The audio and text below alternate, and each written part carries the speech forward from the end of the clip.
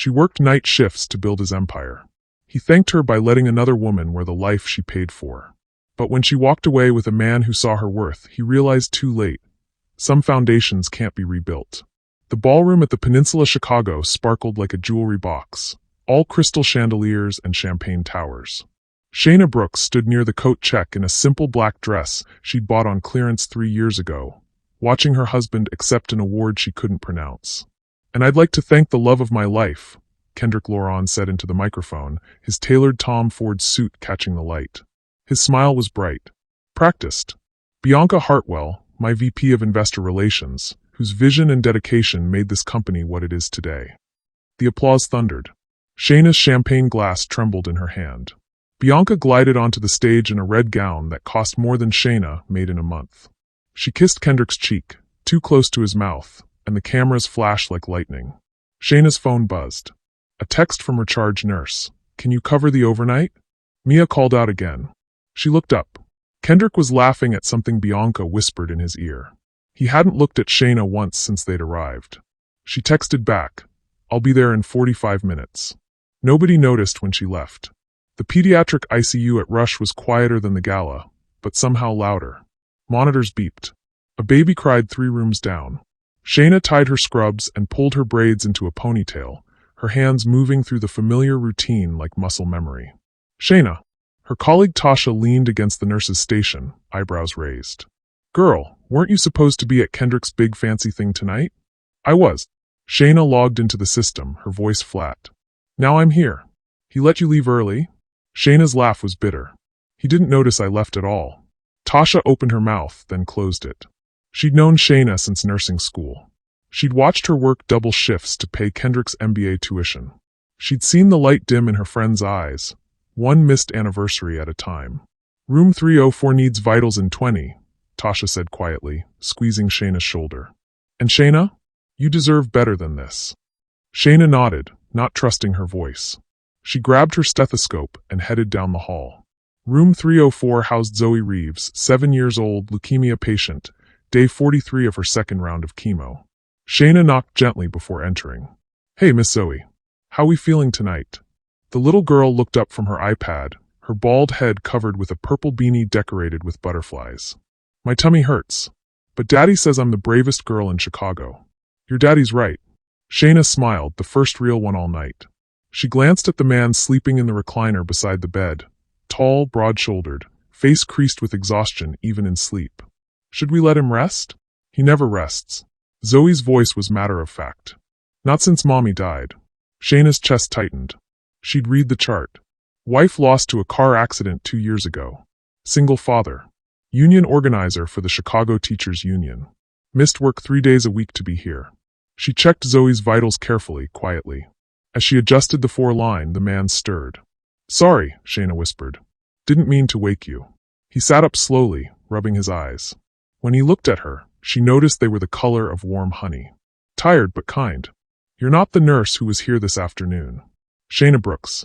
I'm covering the overnight shift." "Elijah Reeves." He stood, extending his hand. His grip was firm, calloused. "Working hands. Thank you for taking care of my girl. It's what I do." The words came out softer than she intended. He studied her for a moment, really looked at her, the way Kendrick hadn't in months. "Long night. Every night's long." She finished charting and headed for the door. "I'll be back to check on her in a few hours. Press the call button if you need anything." "Nurse Shayna." Zoe called out. She turned. "Yes, baby? You have sad eyes. Like Daddy used to. But you're still nice." Shayna's throat closed. She managed a smile. "Get some rest, sweetheart." She made it to the supply closet before the tears came. Her phone buzzed again. "Kendrick. Where are you? People are asking about you. Not are you okay? Not I missed you." She typed back, "At work. Someone had to show up." 3 dots appeared. Disappeared. Appeared again. "We'll talk about this attitude when I get home." Shayna deleted the message. Then she deleted the whole thread. 3 years of texts, birthday wishes he copy-pasted, grocery lists she sent, reminders he ignored. Gone. She wiped her eyes, straightened her scrubs, and went back to work. Because that's what she did. She showed up. She took care of people. Even when nobody took care of her. Shayna got home at 7:47 a.m. The penthouse in Lincoln Park was silent except for the hum of the espresso machine Kendrick had imported from Italy. He stood at the kitchen island in his undershirt and suit pants, scrolling through his phone. He didn't look up. "You embarrassed me last night," he said. Shayna set her bag down carefully. Her feet ached. Her scrubs smelled like antiseptic and exhaustion. "I had to work." "You chose to work." Now he looked at her, his jaw tight. "Do you know what it looks like when my wife disappears from my award ceremony?" Bianca had to field questions all night. "Bianca." Shayna's voice was hollow. "Of course she did. What's that supposed to mean?" "It means I'm tired, Kendrick." She moved past him toward the bedroom. "It means I worked a 12-hour shift after spending 2 hours getting ready for an event where you thanked everyone but me." He followed her. "You're being dramatic." "Am I?" She turned, and something in her face made him step back. "When's the last time you asked about my day? My patients? Anything that isn't about your company. I'm building something, Shayna.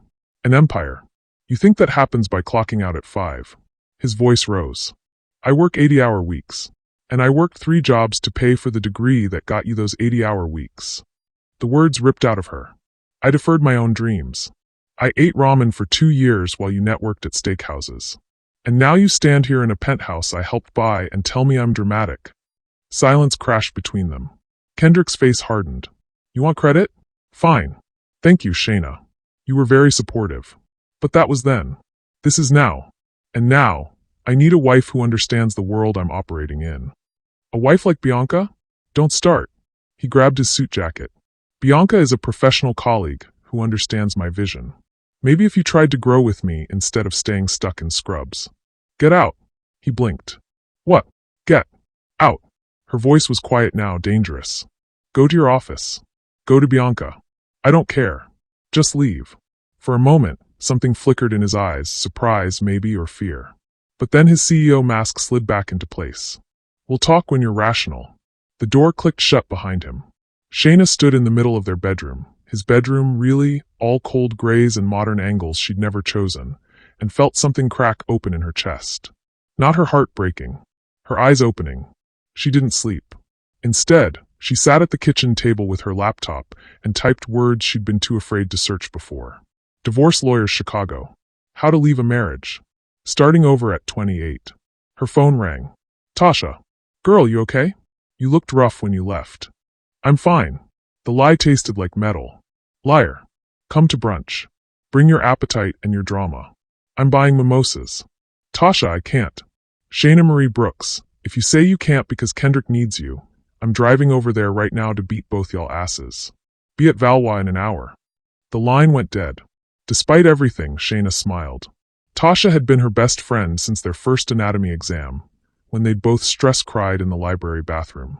She'd been a bridesmaid at Shayna's wedding, had bitten her tongue for 3 years while watching Kendrick slowly erase her friend. Maybe it was time to stop biting tongues. Valois was a Hyde Park institution, the kind of soul food spot where professors ate next to bus drivers, where the mac and cheese was legendary and the waitresses called everyone baby.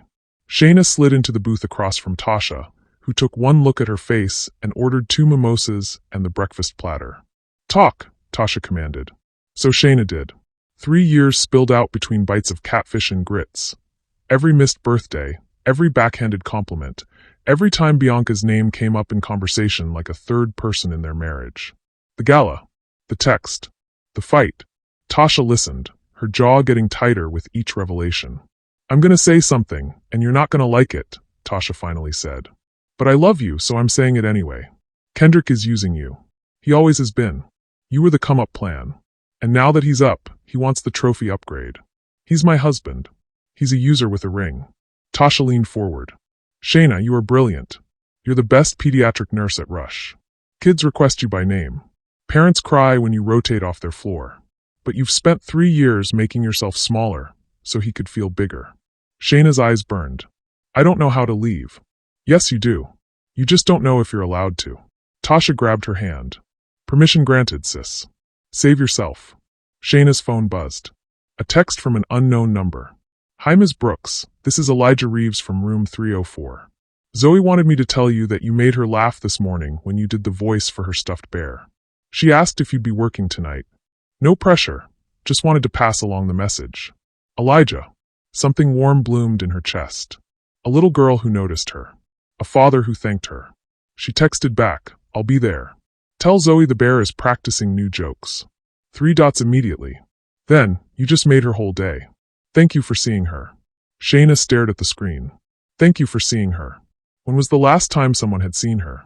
Who's making you smile like that?" Tasha's eyebrows arched. "Because Kendrick sure as hell doesn't. Just a patient's father. His daughter has leukemia. She's 7. Hom. Tasha's grin was wicked. "And this father got your personal number how?" "Tasha. I'm just saying, the universe has interesting timing." She raised her mimosa glass. "To new beginnings. And to men who actually see you." Shayna clinked her glass, but her mind was already somewhere else. On a little girl with butterfly beanies. On tired honey-colored eyes that looked at her like she mattered. On the possibility that maybe, just maybe, she deserved more than being invisible. Her phone rang again. "Kendrick. I need you to attend a dinner tonight. Potential investors. Bianca will be there, obviously, but they're bringing wives. It looks better if you're present. Not I'm sorry. Not can we talk. Just another item on his checklist."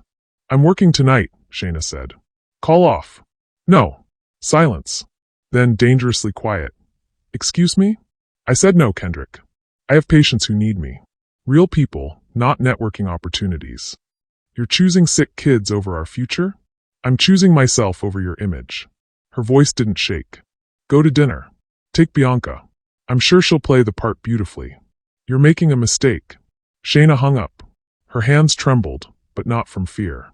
From freedom. Tasha was staring at her, mouth open. Then she started slow clapping. "That is the Shayna I remember. The one who told our anatomy professor he was wrong about the brachial plexus and proved it in front of the whole class. I was terrified then too. But you did it anyway." Tasha squeezed her hand. "Do it again. Walk away from a man who doesn't deserve you. Build the life you deferred." Shayna thought about her laptop at home. The search term still open. The divorce lawyer's website's bookmarked. "I think I'm ready," she whispered. "Good." Tasha signaled for the check. "Because we're going shopping. You need an outfit for your shift tonight. Something that makes you feel like the queen you are.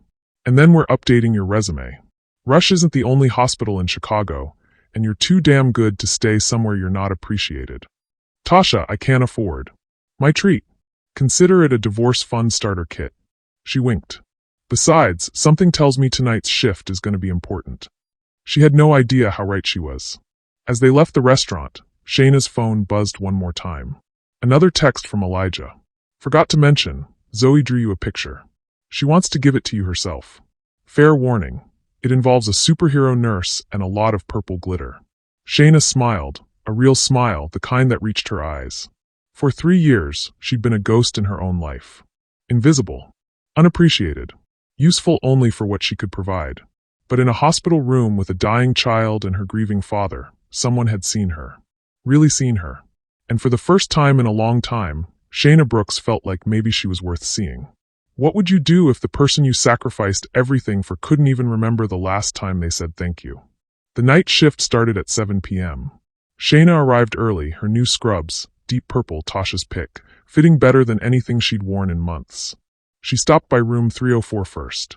Zoe was sitting up in bed, her iPad playing some cartoon, but her face lit up when Shayna walked in. "Nurse Shayna. You came back. I promised, didn't I?" Shayna checked the monitors, her movements practiced but gentle. "I hear you made me something?" Zoe's eyes went wide. She reached under her pillow and pulled out a folded piece of construction paper, covered in glitter, that would probably haunt Shayna's scrubs for weeks. "It's you. See, you have a cape and everything because you're a superhero."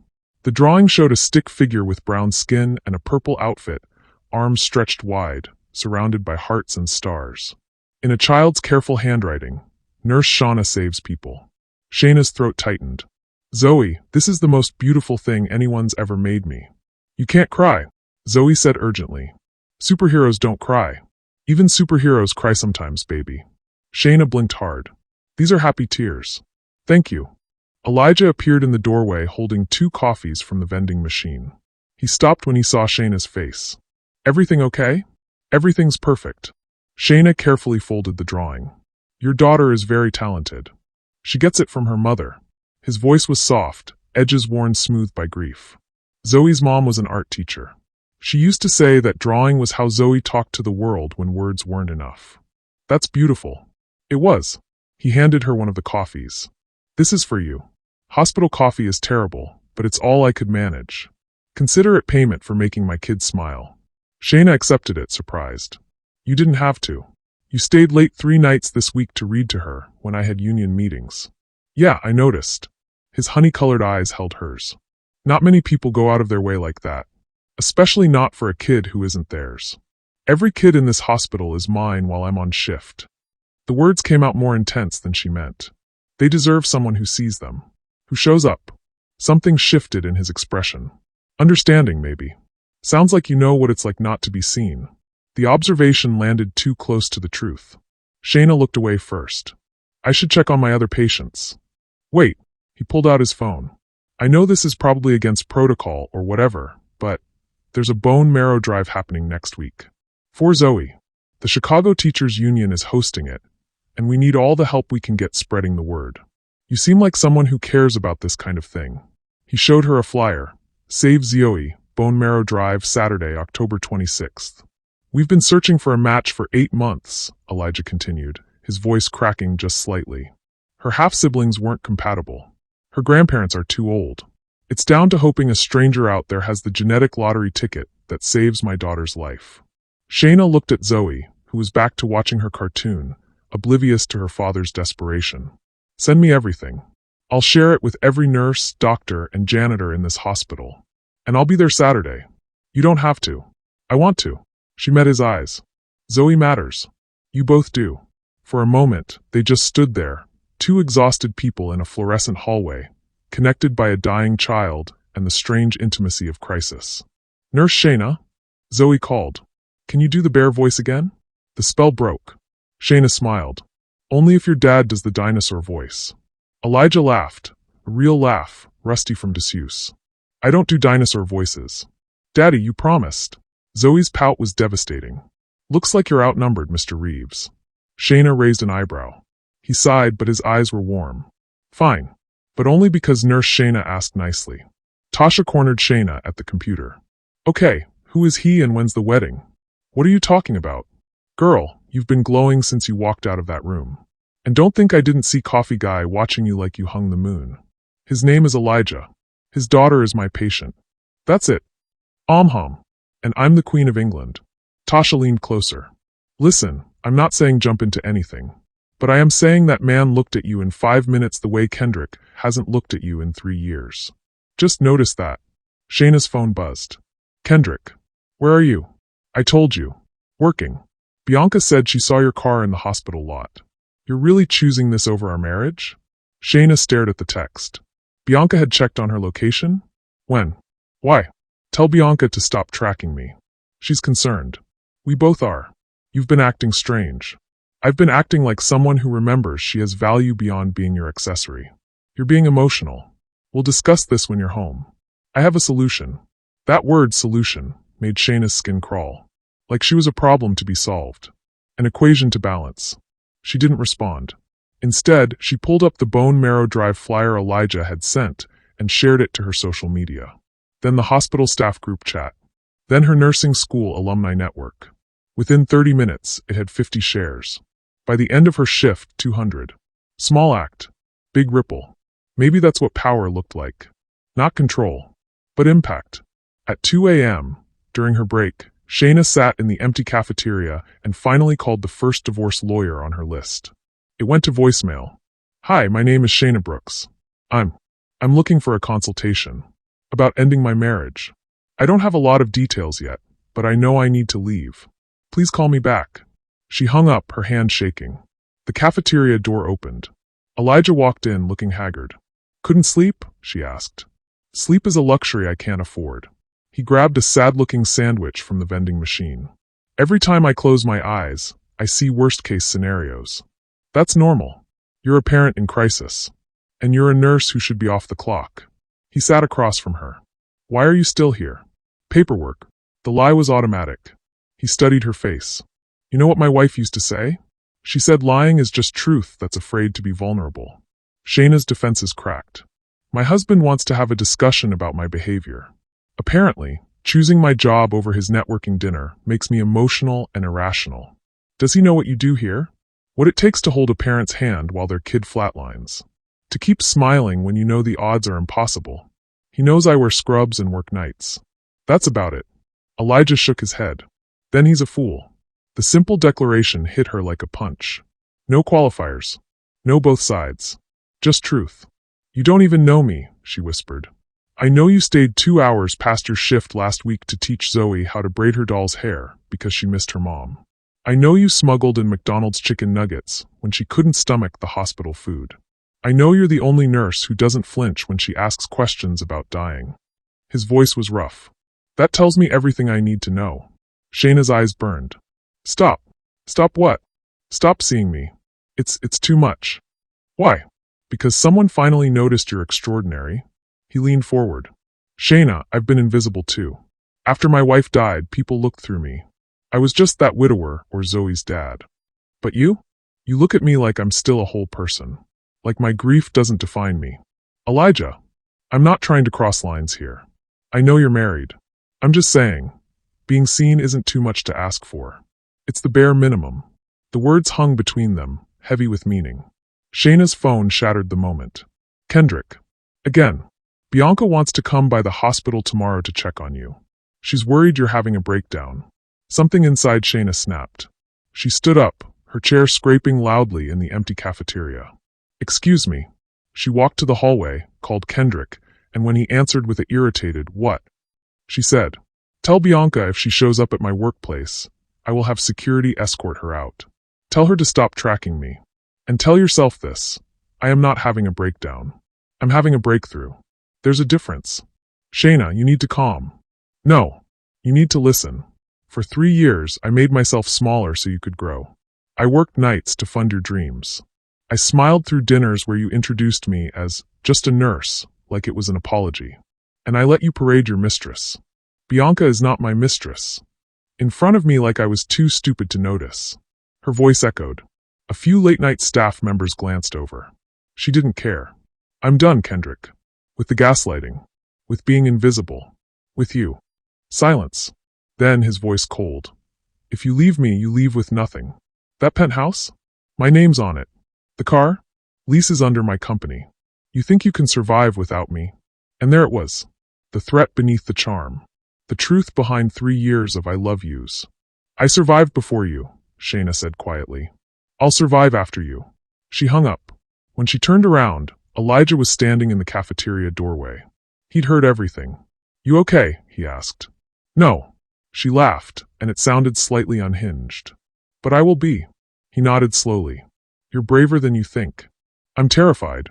Brave people usually are. He handed her a napkin. She hadn't realized she was crying. For what it's worth. He's wrong. You don't need him. You never did. Shayna went back to work, but her hands shook through every vitals check. By 4 a.m., Tasha found her in the supply closet again. I heard you went off on Kendrick in the hallway. Nurses are calling it the Pentagon takedown. Tasha grinned. I'm so proud I could cry. I think I just ended my marriage. Good. It was already over. You just made it official. Tasha pulled out her phone. Now, I'm texting you the name of my cousin's divorce lawyer. She's a pit bull. Kendrick won't know what hit him. I can't afford. She does payment plans. And she owes me a favor. Tasha squeezed her shoulder. You're not alone in this, Shayna. You've got people. Use us. Shayna nodded, unable to speak. Her phone buzzed. Elijah. Zoe wanted me to tell you goodnight. Also, I meant what I said. You're going to be fine. Better than fine.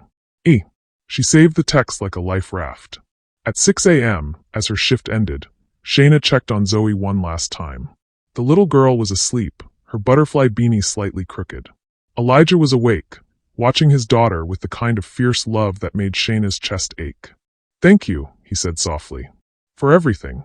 It's my job. No. He looked up at her. Your job is dispensing meds and monitoring vitals. Everything else, the reading, the drawings, the bare voices, that's you. That's who you are when nobody's watching. Shayna's throat closed.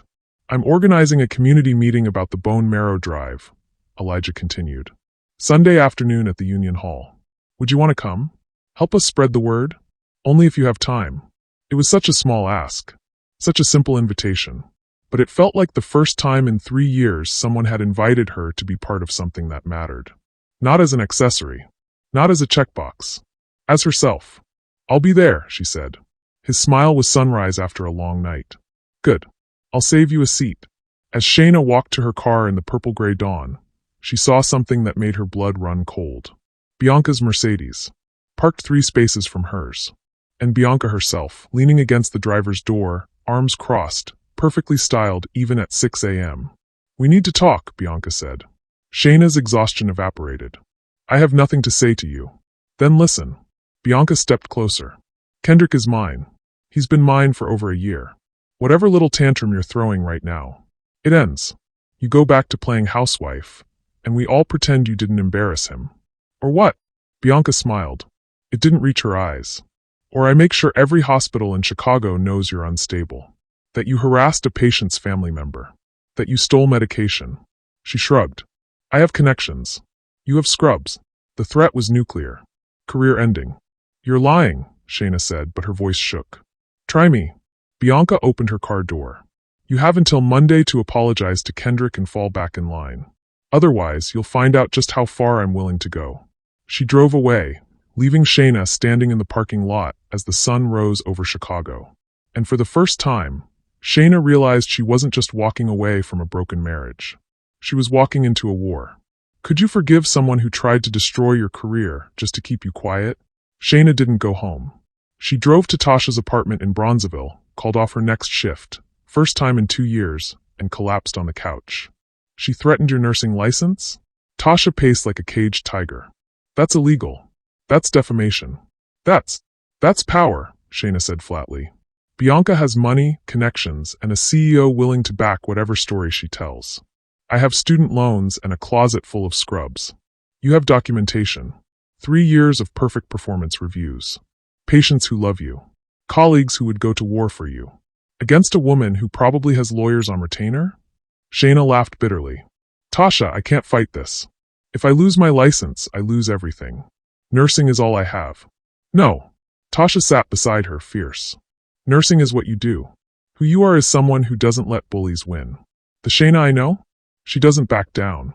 But Shayna wasn't sure she knew herself anymore. Her phone buzzed.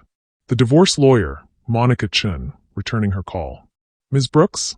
I got your message. I have an opening Monday at 2 p.m. if you'd like to discuss your options." "Aye." Shayna's voice failed. "Can I call you back?" "Of course. But Ms. Brooks? Whatever you're afraid of. It's worse to stay than to leave. I promise you that." The line went dead. Kendrick Loron sat in his corner office on the 42nd floor, Lake Michigan glittering below him like scattered diamonds. Bianca perched on the edge of his desk, one leg crossed over the other. "She didn't back down," Bianca said. "I made the threat clear. She didn't even flinch. She's testing boundaries. She'll fold." Kendrick signed a contract without reading it. Shayna's always been practical. Once she realizes what divorce actually costs, she'll come home. And if she doesn't, then we accelerate the timeline. He looked up. "How fast can we move the Cayman accounts?" Bianca smiled slowly. "You want to hide assets?" "I want to protect what's mine." Shayna contributed nothing to this company. She doesn't get to walk away with half of what I built. Technically, she worked 3 jobs to pay for your MBA. She worked retail and waited tables. I built a multi-million-dollar medical tech company. His voice hardened. There's a difference between supporting someone and earning equity. She was support staff. Nothing more. Bianca's expression flickered, something almost like disgust, but she buried it quickly. "I'll make the calls. But Kendrick? If this blows back." "It won't. Because Shayna won't fight. She never does." He stood, buttoning his suit jacket. "She's a nurse. She saves people. She doesn't destroy them. That's her weakness." He was wrong. He just didn't know it yet. The Chicago Teachers Union Hall smelled like coffee and old wood. About 60 people filled the folding chairs, teachers, parents, community organizers. Elijah stood at the front, his voice steady despite the exhaustion written on his face. "Zoe needs a bone marrow match within the next 60 days, or we're looking at hospice conversations. Every person who registers for the drive is a chance. Every share on social media reaches someone who might be the miracle we need." Shayna sat in the 3rd row, wearing jeans and a sweater instead of scrubs. She'd almost stayed home, fear of Bianca's threats paralyzing her. But something Tasha said had stuck. You don't let bullies win. We've partnered with Be The Match, and we're setting up testing sites across the South Side, Elijah continued. If you can volunteer, spreading flyers, registering donors, anything, please see me after. And if you're between 18 and 40, please consider testing. It's a cheek swab. 5 minutes that could save my daughter's life. His voice cracked on the last word. The room erupted in volunteers. Shayna found herself swept into a group of nurses from 3 different hospitals, all coordinating testing schedules. A teacher offered her school gym. A pastor pledged his congregation. This was power too. Not money or threats. Community. Purpose. Love. Shayna. She turned. Elijah stood behind her, holding 2 clipboards. You came. I said I would. I know. But after what I overheard Friday night. He glanced around, then lowered his voice. I wasn't sure you'd have the bandwidth for this. Your daughter is dying. My marriage is ending. One of those things matters more. She took a clipboard. Put me to work. Something shifted in his eyes. Respect, maybe. Or recognition. You're incredible. You know that. I'm tired, broke, and possibly about to lose my career. Try again. You're standing in a union hall on your day off, volunteering to save a kid you barely know, while your life is falling apart. He handed her a stack of flyers. That's not tired. That's heroic. Elijah. I'm not trying to make this weird. He ran a hand over his face. I've been so focused on survival that I forgot what it looks like when someone chooses kindness even when they're bleeding. Thank you. Before Shayna could respond, a woman approached, older, elegant, with Elijah's same eyes. You must be Nurse Shayna. I'm Diane, Elijah's mother. She pulled Shayna into a hug. My granddaughter talks about you nonstop. Thank you for loving her well. It's easy to love Zoe, Shayna managed. It's not always easy to love other people's children like your own. That takes a special heart. Diane squeezed her hand. We're having dinner after this. Nothing fancy, just Harold's chicken and gratitude. Please join us. Shayna started to decline. She had to figure out her life, call the lawyer back, avoid Kendrick. But then she saw Elijah's face. Hopeful. Open. When was the last time someone had invited her into their family, just to be herself? I'd love to, she heard herself say. 2 hours later, Shayna sat in a booth at Harold's Chicken Shack with Elijah, his mother, and 3 union organizers who'd become his found family. They told stories, laughed too loud, passed hot sauce like currency. No one asked her to be smaller. No one corrected her grammar or told her she was too emotional. She belonged. Her phone buzzed. Kendrick. Bianca told me what she said to you. That was out of line. Come home. Let's talk like adults. Then, 30 seconds later. I'm willing to go to counseling. We can fix this. Shayna stared at the texts. 3 years of neglect, and now, when she had 1 foot out the door, suddenly he wanted to try? Elijah noticed. Bad news. My husband wants to fix things. Do you want them fixed? The question was so simple. So devastating. Shayna's voice broke. I want to feel like I did 10 minutes ago. Sitting here, eating terrible chicken, laughing at your mom's stories. I want to feel like I matter for just existing. Not for what I provide. Diane reached across the table, her hand warm. Baby, that's not wanting too much. That's wanting the bare minimum. Then why does it feel impossible? Because someone convinced you that crumbs were a feast. Diane's eyes were fierce. But you're starving, honey. And you deserve a table full of food. Shayna's tears came before she could stop them. Elijah wordlessly handed her a napkin, the 2nd time in a week, and the gesture was so tender it hurt. I'm sorry, she whispered. This is your family dinner, and I'm falling apart. You're not falling apart, Elijah said quietly. You're waking up. There's a difference. After dinner, Elijah walked Shayna to her car. The October air was crisp, the city lights turning Chicago into a constellation. Thank you for tonight, she said. Your family is wonderful. They liked you. My mom doesn't hug strangers. He leaned against her car. Can I ask you something personal? After the week I've had? Sure.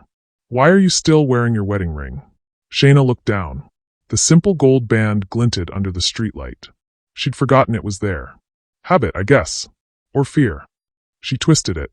Taking it off feels like admitting failure. Or admitting truth. His voice was gentle. Shayna, I don't know your husband. But I know what it looks like when someone treats you like an option instead of a priority. My wife and I, We fought. We struggled. But she never made me feel invisible. If she had, leaving would have been mercy, not failure. How do you know when to stop fighting? When fighting for the relationship means fighting against yourself. He straightened. You're allowed to choose you. Even if it feels selfish. Especially if it feels selfish. Shayna's phone rang. Kendrick. She silenced it. I should go, she said. Where? Home. I don't have a home right now. Just an apartment where someone waits to tell me I'm not enough. Elijah's jaw tightened. Then don't go back tonight. Stay with a friend. Stay at a hotel. But don't go somewhere you're not safe. He wouldn't hurt me. There's more than one way to hurt someone. His eyes were serious. And a man who lets his mistress threaten your career? That man has already chosen his side. The truth of it settled in her bones. I'm scared, she whispered. Good. Use that fear. Let it fuel you. He opened her car door. Drive to your friend's place. Call that lawyer tomorrow. And remember, you're not destroying a marriage. You're excavating yourself from its rubble. Shayna nodded, unable to speak. As she drove away, she glanced in her rearview mirror. Elijah stood under the streetlight, hands in his pockets, watching to make sure she left safely. Such a small thing. Such a profound difference. Shayna made it 2 blocks before she pulled over and sobbed. 3 years of swallowed anger, ignored pain, and invisible labor poured out in gasps. Her phone buzzed. Not Kendrick this time. Bianca. Tick-tock, Shayna. Monday is coming. Make the smart choice. And beneath it, a photo. Shayna and Elijah outside the Union Hall. Laughing. His hand on her shoulder. The caption. Interesting how fast you moved on. Wonder what the hospital board would think about you dating patients' families? Shayna's blood turned to ice. Bianca wasn't just threatening her career. She was building a case to destroy it. Shayna drove straight to Tasha's, showed her the photo, and watched her best friend's face cycle through shock, rage, and calculation. She's bluffing. That photo proves nothing. It doesn't have to prove anything. It just has to raise questions. Shayna's voice was hollow. Hospital gossip moves faster than policy. By the time HR investigates and clears me, my reputation will be shredded. Then we go nuclear. We document everything. We get ahead of the story. We give Bianca exactly what she wants. Shayna stood up. I apologize to Kendrick. I play the good wife. I bury myself for another 3 years until she gets bored or moves on. Absolutely not. What choice do I have? Shayna's voice rose. I can't fight them, Tasha. They have money, lawyers, and leverage. I have nothing. You have truth. You have witnesses. You have me. Tasha grabbed her shoulders.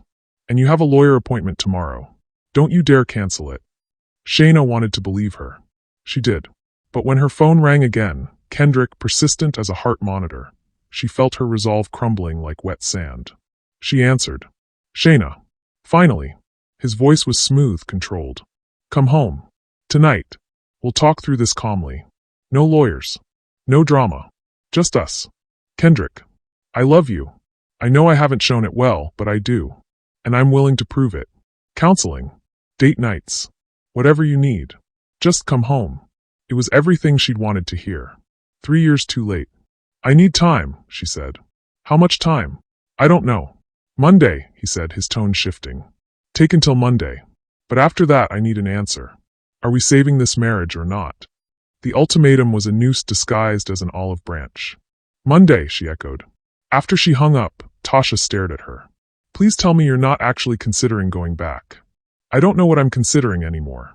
Shayna pulled the wedding ring off her finger for the first time in 3 years. It left a pale indent, ghost of a promise. I just know I can't breathe. Then stop trying to breathe underwater. Tasha took the ring, dropped it in an empty glass on the counter. Tomorrow you meet with Monica Chin. You hear your options. You make a plan. And you remember something important. What? You're not alone. You've never been alone. You just forgot how to see the people holding you up. That night, Shayna couldn't sleep. She scrolled through her phone, old photos, old texts, old versions of herself smiling in pictures that felt like crime scene evidence. She found one from their wedding day. Kendrick in his tux, her in a dress she'd bought on sale. She looked happy. She looked like a woman who believed in fairy tales. 3 years later, she was a woman who knew better. Her phone buzzed. A text from an unknown number. This is Monica Chin. I know we're meeting tomorrow, but something in your voicemail told me you needed to hear this tonight. Whatever they're threatening, whatever they're promising, whatever cage they've built, you can leave it. The door was never locked. You just forgot to push. See you at 2 p.m. Bring everything. Shayna read it 3 times. Then she got up, walked to Tasha's kitchen, and picked up the glass with her wedding ring. She didn't put it back on. She didn't throw it away either. She just set it on the counter and walked away. Small act. Seismic shift.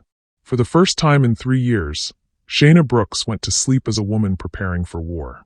And when she woke up Monday morning, she would be someone Kendrick Laurent never expected. Someone who fought back. Monday morning arrived like a sentencing. Shayna stood in Tasha's bathroom mirror, staring at a woman she barely recognized. Dark circles under her eyes. Hair wrapped in a silk scarf. Scrubs folded on the counter for a shift she wasn't sure she'd make it to. Her phone showed 18 missed calls from Kendrick. The lawyer appointment was in 6 hours. Everything could change today. Or nothing could. You eating breakfast? Or just planning to stare at yourself until you disappear? Tasha appeared in the doorway with coffee and a bagel.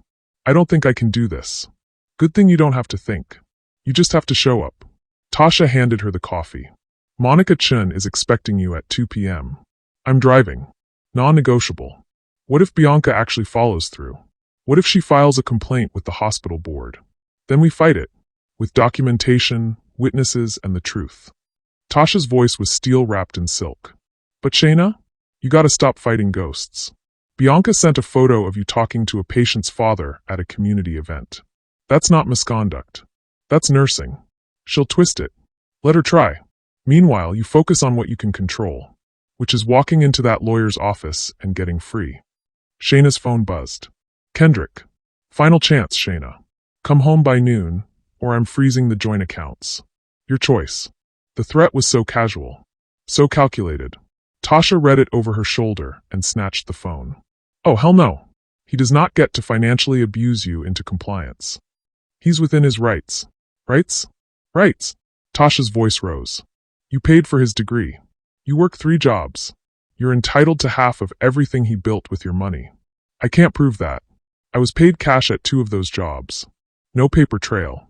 Then we find another way. Tasha pulled up her contacts. My cousin Monica? She eats men like Kendrick for breakfast.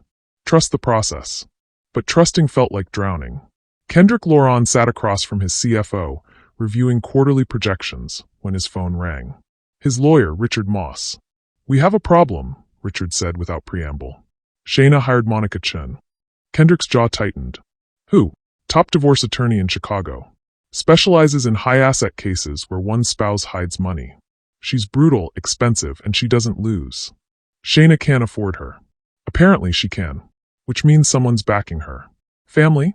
Friends? Doesn't matter. Point is, she's not rolling over. Kendrick stood, pacing to his window. Lake Michigan glittered below, indifferent to his problems. What's our exposure? Depends. Did you move assets like I told you not to? Silence. Kendrick. Tell me you didn't. I protected what's mine. You committed fraud. Richard's voice went flat. If Chun finds those Cayman transfers, you're not just losing assets. You're facing criminal charges. She won't find them. Monica Chun once tracked down her client's ex-husband's Bitcoin wallet through a 7-year-old email. She always finds them. Richard sighed. My advice? Settle. Fast. Generous. Before she starts digging. I'm not giving Shayna half of a company she didn't build. Then get ready to give her all of it when the judge sees what you did. The line went dead. Kendrick threw his phone across the office. It cracked against the wall. Bianca appeared in the doorway, perfectly composed. Bad news. Shayna hired a pit bull. So, we knew she might lawyer up. That's why we have leverage. She held up her phone, the photo of Shayna and Elijah. One anonymous tip to the hospital board, and her career is over. She'll settle to make this go away. Kendrick looked at Bianca, really looked at her. Designer suit. Cold eyes. The woman he'd chosen over his wife. And for the first time, he felt something like doubt. What if she doesn't scare? Bianca's smile was razor sharp. Everyone scares, Kendrick. You just have to find the right pressure point. Monica Chen's office was nothing like Shayna expected. No mahogany desk or law school diplomas. Just floor-to-ceiling windows, a round table, and a woman in her 40s with kind eyes and a no-nonsense energy. Shayna Brooks. Monica extended her hand. Sit. Talk.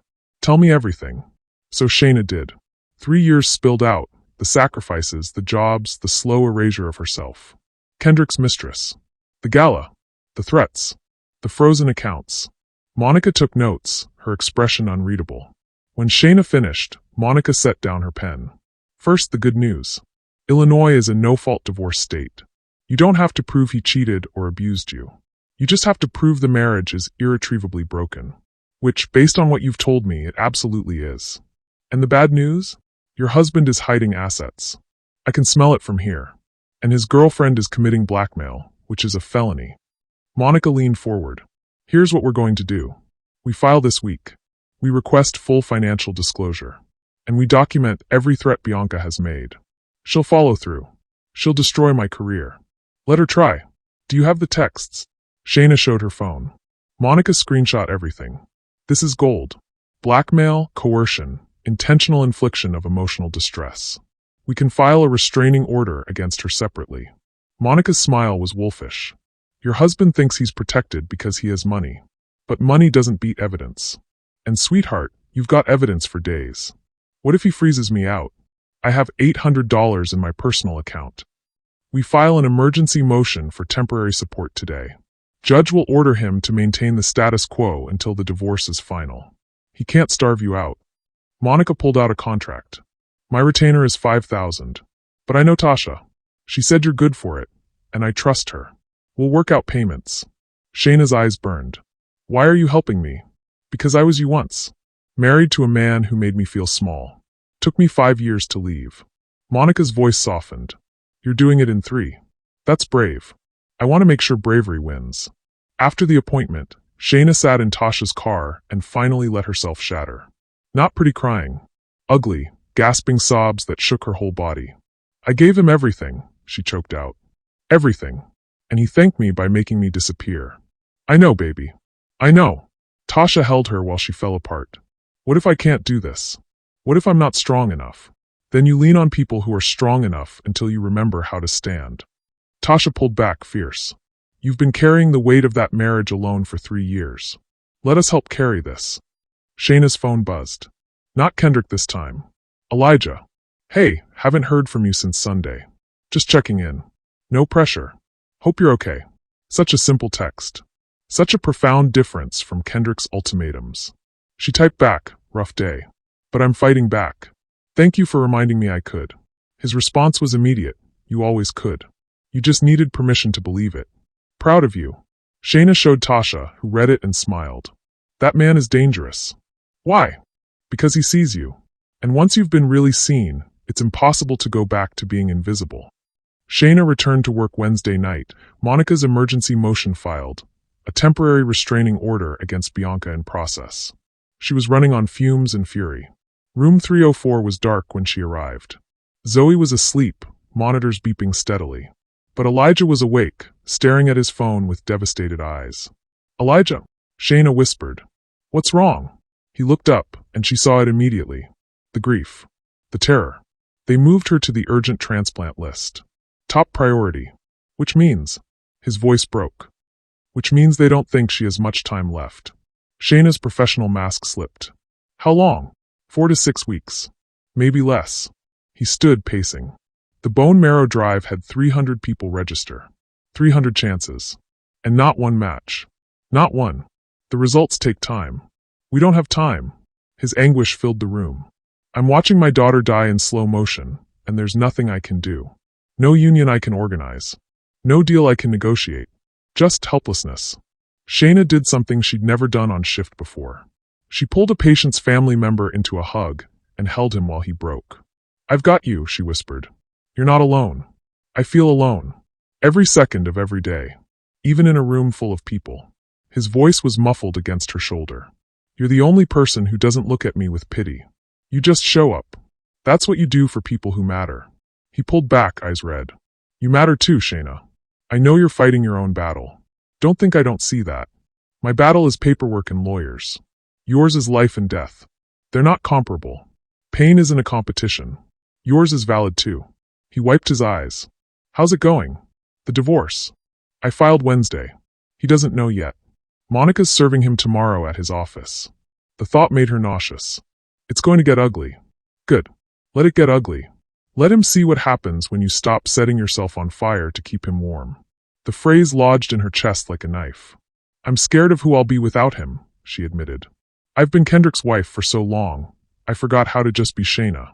Then let's remember together. Elijah managed a broken smile. I forgot how to be just Elijah after my wife died. I became Zoe's dad or that widower. But when I'm with you, I remember I'm still a whole person. You do that. The air between them shifted. Heavier. Charged. Elijah, I'm not trying to replace your husband.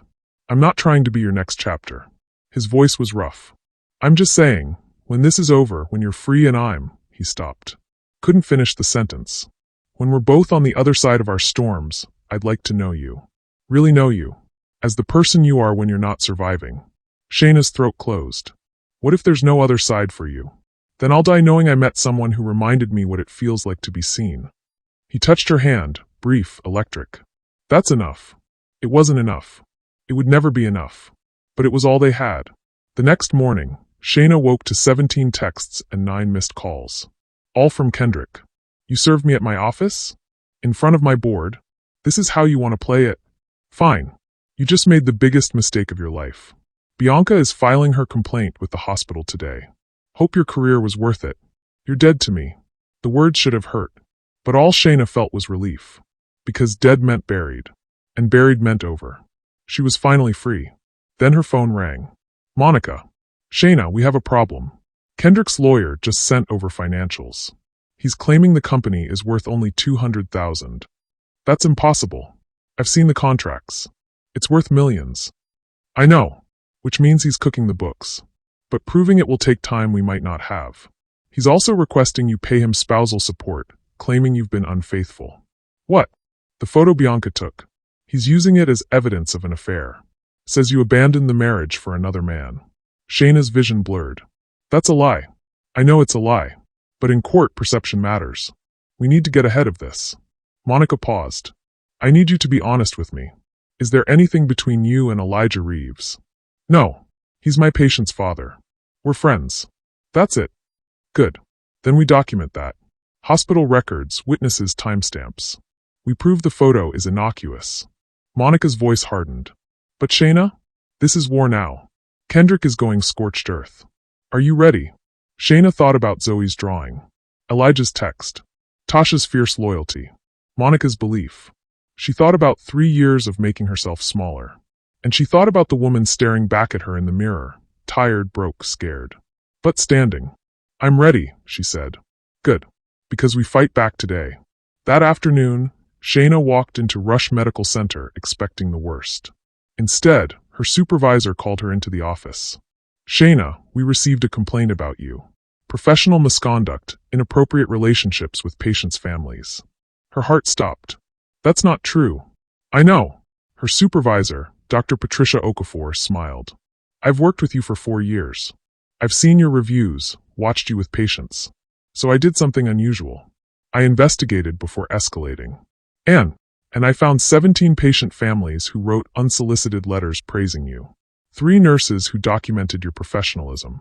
And security footage of you at a public community event, clearly in a volunteer capacity. Dr. Okafor leaned forward. I also found the IP address of the person who filed the complaint. Bianca Hartwell, who, interestingly, has no connection to this hospital or any of your patients. Shayna couldn't breathe. This complaint is baseless and malicious. I'm rejecting it and flagging her email for harassment. If she contacts us again, we'll pursue legal action. Dr. Okafor's expression softened. I don't know what you're going through, Shayna, but you're an exceptional nurse. Don't let anyone make you doubt that. Shayna's tears came fast. Thank you. Thank yourself. You earned every bit of your reputation. No one can take that from you. That night, Shayna stood in room 304, checking Zoe's vitals. The little girl was asleep, her breathing shallow but steady. Elijah sat in his usual chair, exhausted. Long day, he asked. Long life. She finished charting. But I'm still here. That's all that matters. Shayna's phone buzzed. Monica. Judge granted the emergency motion. Kendrick has to pay temporary support, $4,000 per month. Also, forensic accountant found the Cayman accounts. He's screwed. Call me tomorrow. You're winning. She read it twice, then showed Elijah. His tired smile was genuine. Told you. You're stronger than you think. I'm standing on the shoulders of people who refuse to let me fall.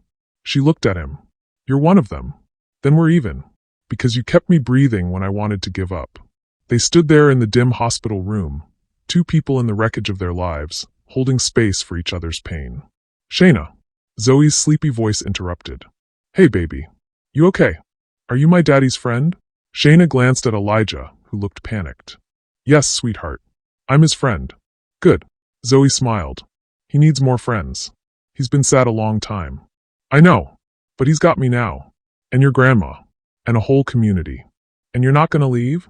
The question was devastating in its innocence. Not unless you kick me out. Zoe's smile was sunshine breaking through storm clouds. Then you can stay forever. Forever was a luxury neither of them could promise. But today? Today they had. And sometimes today was enough. 3 weeks later, Chicago dressed itself in November cold. The kind that bit through coats and reminded you winter was coming, whether you were ready or not. Shayna Brooks was ready.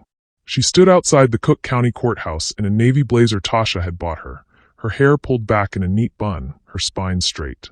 Monica Chun stood beside her, briefcase in hand, looking like a woman who'd already won. Remember, Monica said quietly, don't react to anything Kendrick says. Don't engage with Bianca if she's there. We let the evidence speak. What if the judge doesn't believe me? The judge doesn't have to believe you. The forensic accountant's report does that for us. Monica's smile was sharp. Kendrick moved $4.2 million to offshore accounts 3 days after you asked for a divorce. That's fraud, contempt, and stupidity all wrapped in one. He buried himself. The courthouse doors opened. Kendrick emerged with his lawyer, Richard Moss, looking polished and unbothered. Bianca followed 2 steps behind, her designer heels clicking like a countdown. Kendrick's eyes found Shayna's. For a moment, something flickered there, regret, maybe, or recognition of what he'd lost. Then Bianca touched his arm, and his face went cold. Let's get this over with, he muttered. Judge Maria Delgado was a black woman in her 60s with sharp eyes and zero patience for nonsense. She'd seen 1,000 divorce cases, and this one already annoyed her. Mr. Laurent, she said, reading the forensic report over her glasses. You want to explain to me why you transferred $4.2 million to a Cayman Islands account on September 14th, 3 days after your wife filed for divorce? Richard Moss stood. Your Honor, those were legitimate business expenses. Legitimate business expenses don't get routed through shell corporations with your mistress's name on them. Judge Delgado's tone could cut glass. Ms. Hartwell, you're listed as a co-signer on these accounts. Want to explain that? Bianca's composure cracked. I was simply helping Kendrick manage. You were helping him commit fraud. The judge turned to Monica. Ms. Chin, what are you asking for? Full restitution of hidden assets, 50% of the marital estate, 3 years of alimony, and full attorney's fees. Additionally, a restraining order against Ms. Hartwell for blackmail and harassment. Blackmail? Richard Moss sputtered. Your Honor, that's absurd. Monica pulled out her phone, projected the texts onto the courtroom screen. Bianca's threats. The photo. The timeline. Judge Delgado's expression darkened. Ms. Hartwell, did you threaten Ms. Brooks' nursing license? I was concerned. That's a yes or no question. Silence. Ms. Hartwell, you're not a party to this divorce, but you are now a person of interest in a criminal blackmail investigation. Bailiff, please get her information for the state's attorney. Judge Delgado turned to Kendrick. Mr. Laurent, you committed fraud, lied under oath, and allowed your girlfriend to harass your wife. I'm awarding Ms. Brooks 60% of the marital estate, 5 years of alimony, and full attorney's fees. You'll also reimburse every penny she spent on your MBA tuition, with interest. Kendrick shot to his feet. Your Honor, that's justice, Mr. Laurent. Sit down. The gavel struck like thunder. Shayna didn't move, didn't breathe, just felt the weight of 3 years lift off her shoulders like wings. Monica squeezed her hand. We won. Kendrick caught Shayna on the courthouse steps, Richard Moss frantically trying to pull him back. You just destroyed everything I built, Kendrick hissed. No. Shayna's voice was calm. I just took back what I paid for. There's a difference. You were nothing before me. Retail jobs and student loans. I gave you a life. You gave me a cage. She stepped closer, and for the first time in 3 years, Kendrick flinched. I gave you everything. My time, my money, my dreams. And you thanked me by making me invisible. So yeah, Kendrick. I took 60%. Because I earned 100. You'll regret this. The only thing I regret is not leaving sooner. She turned to walk away, then stopped. By the way, Bianca's facing criminal charges. Something about blackmail being a felony. I'm sure you two will have lots to talk about. She walked away, Tasha and Monica flanking her like warriors. Behind her, she heard Bianca's voice sharp and accusing. This is your fault, Kendrick. You said she'd never fight back. Their arguing faded into the November wind. Shayna didn't look back. Shayna stood in the Rush Medical Center conference room with Elijah, his mother Diane, and the Be the Match coordinator. Zoe was upstairs, too weak for the meeting but asking every 5 minutes if they'd found her miracle person. The coordinator, a kind woman named Janet, opened her laptop. We tested 412 people at your drive. That's incredible turnout. And Elijah's voice was barely audible. We found 3 potential matches. One is an 8-point match, nearly perfect. She's a 23-year-old teacher from Englewood. Already confirmed she wants to donate. Diane collapsed into a chair, sobbing. Elijah stood frozen, like moving would shatter the moment. When? He managed. She can donate in 2 weeks. We'll start Zoe's prep immediately. Elijah turned to Shayna, his eyes flooding. You did this. The flyers, the social media, the hospital staff. You made this happen. A community made this happen. You started it. He pulled her into a hug, shaking. You saved my daughter's life. Shayna held him, this man who'd shown her what it looked like to be seen, and let herself cry too. Happy tears this time. Redemptive tears. She's going to make it, Shayna whispered. Because of you. Because love showed up. She pulled back, smiling through tears. That's all any of us need. For love to show up. They told Zoe together. Elijah sat on the bed, Shayna beside him, Diane holding her granddaughter's hand. Baby girl, we found your match, Elijah said softly. Zoe's eyes went wide. Really? Like really, really? Really, really? A teacher from Englewood. Her name is Ms. Jordan. She's going to donate her bone marrow so you can get better. Is she nice? She's a superhero. Just like Nurse Shayna. Zoe looked at Shayna, her bald head tilted. You found her, didn't you? A lot of people found her, baby. I just helped look. Then you're my superhero too. Zoe reached for Shayna's hand. When I get better, can we still be friends? Shayna's throat closed. Forever, Zoe. I promise. And Daddy? Can Nurse Shayna come to my birthday party? When I'm not sick anymore. Elijah's laugh was wet. She'll be the guest of honor. Later that night, after Diane took Zoe to get ice cream, doctor approved for once, Shayna and Elijah stood in the hospital hallway. The place that had held so much pain now felt like holy ground. I don't know how to thank you, Elijah said. You don't have to. Let me finish. He turned to face her fully. 3 months ago, I was drowning, watching my daughter die, losing myself in the process. And then you showed up. Not because you had to. Because you chose to. You chose us. Elijah. I know the timing is terrible. You just got divorced. Zoe's about to go through hell with the transplant. But I need you to know. He took a breath. When this is over, when Zoe's in remission and you've had time to heal, I want to take you to dinner. A real dinner. Not hospital cafeteria coffee at 2 a.m. I want to know you outside of crisis. I want to see who you are when you're happy. Shayna's heart hammered. What if I don't know who that is yet? Then we'll figure it out together. His smile was tentative. No pressure. No expectations. Just possibility. Possibility, she repeated softly. Yeah. 2 people who survived storms learning to dance in the sun. He touched her hand. What do you say? Shayna looked at this man. This beautiful, broken, healing man who'd seen her when she was invisible. Who'd reminded her that love wasn't supposed to hurt. Ask me again in 6 months, she said. When Zoe's better. When I've remembered who I am. When we're both ready. 6 months. His smile widened. I'll wait as long as it takes. Even if I'm a mess? Shayna, we're all a mess. The goal isn't to be perfect. It's to find someone who thinks your mess looks like home. And for the first time in years, Shayna let herself believe she deserved that. Spring came to Chicago like a miracle. Trees bloomed. Snow melted. The city remembered how to breathe. Shayna stood in her new apartment in Bronzeville. 1 bedroom, hardwood floors, windows that caught the morning light. It wasn't big. It wasn't fancy. But it was hers. She'd used her divorce settlement to pay off her student loans, put a down payment on the apartment, and start a small scholarship fund for nursing students at her alma mater. The rest sat in savings, insurance against ever being trapped again. Monica Chun had become a friend. Tasha was talking about buying a condo 2 blocks away.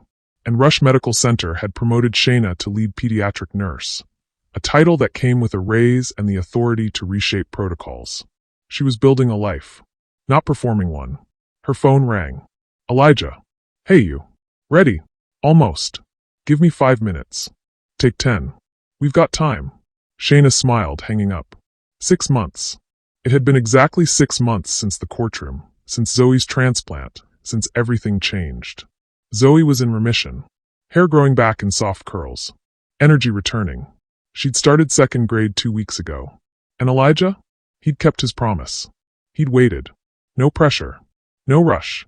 Just consistent, steady presence. Coffee dates. Phone calls.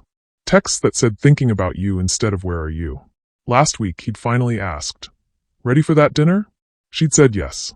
Elijah picked her up at 7 in a shirt that fit his shoulders perfectly and a smile that still made her stomach flip.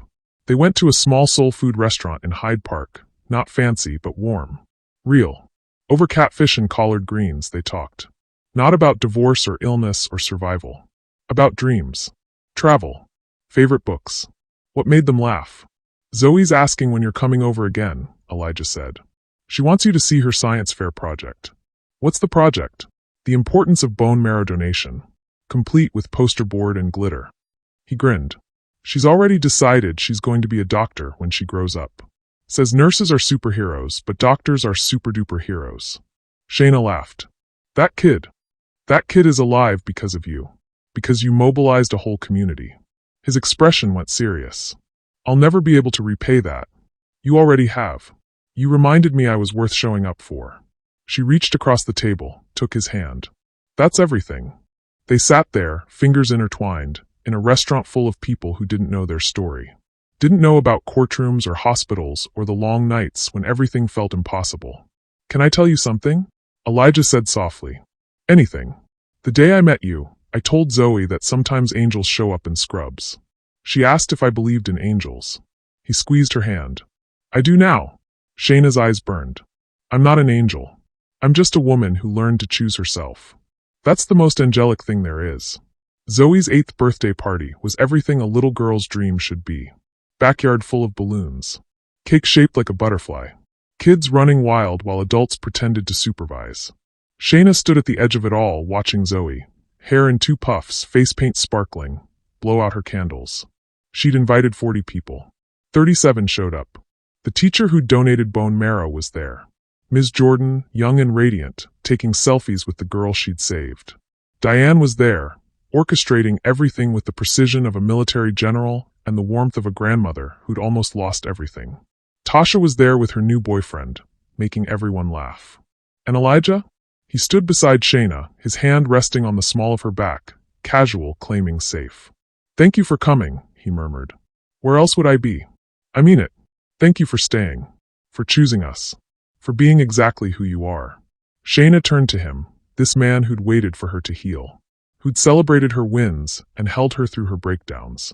Who'd introduced her to his daughter not as a replacement mother, but as a person who mattered. Thank you for seeing me, she said. Even when I couldn't see myself. Always. He kissed her forehead, soft and reverent. You ready to cut the cake with us? Us. Yeah. Me, Zoe, and you. She requested it specifically. Says her superhero deserves cake. Shayna's laugh was bright. Then let's get some cake. They walked toward the table together, and Zoe's face lit up like the sun. Nurse Shayna. Daddy. Come on. They cut the cake surrounded by family, blood and chosen. They sang. They laughed. They celebrated a life that had been saved by community, determination, and love. Later, after the guests left and Zoe crashed on the couch covered in frosting, Elijah walked Shayna to her car. So, he said, leaning against her door. I've been thinking. Dangerous. Smart. He smiled. What if you came to dinner next week? At my place. With Zoe. Real low-key. But also, he paused, nervous. Also like a family. Shayna's heart stopped. Elijah. I'm not asking you to be her mother. She had a mother, and nobody replaces that. But I'm asking if you'd like to be part of our family. In whatever way feels right. No rush. No pressure. Just possibility. That word again. Possibility. 6 months ago, Shayna had been trapped in a marriage that made her invisible. A year ago, she'd been working double shifts to fund someone else's dream. Now, she was standing in the August heat with a man who saw her. A little girl who loved her. A life she'd built from scratch. I'd like that, she said. Really like that. Elijah's smile was everything. Yeah. Family. He kissed her then, soft, sweet, full of promise. When they pulled apart, Shayna looked up at the stars just beginning to appear over Chicago. You know what's funny? She said. What? A year ago, I thought my life was over. Thought I'd lost everything. Turns out I just lost the wrong things. She looked at him. The right things were waiting. That's not funny. That's poetic. Same thing sometimes. They stood there a moment longer, two people who'd survived impossible storms, learning to build something new from the wreckage. Love. Family. Home. Not the fairy tale version. The real version. Messy and imperfect and absolutely worth fighting for. As Shayna drove home, she thought about Kendrick. She hadn't heard from him in 6 months. Heard through the grapevine he'd left Chicago. That Bianca had taken a plea deal and paid a fine. That his company had downsized. She should have felt vindicated. Triumphant. Instead, she just felt free. Because revenge wasn't the point. Justice wasn't even the point. The point was remembering she'd always had the power to leave. She just needed permission to believe she deserved better. She'd given herself that permission. And everything else. It followed. Her phone buzzed at a stoplight. Elijah. Zoe says thank you for the best birthday ever. I say thank you for being you. See you next week. Can't wait. Shayna smiled, typing back. Wouldn't miss it for the world. She drove through Chicago at sunset, the city glowing gold and orange, full of possibility. And for the first time in 3 years, Shayna Brooks felt like she was finally home. Do you believe love deserves a second chance? Not with the person who hurt you, but with yourself, with new people, with the possibility that your story isn't over yet?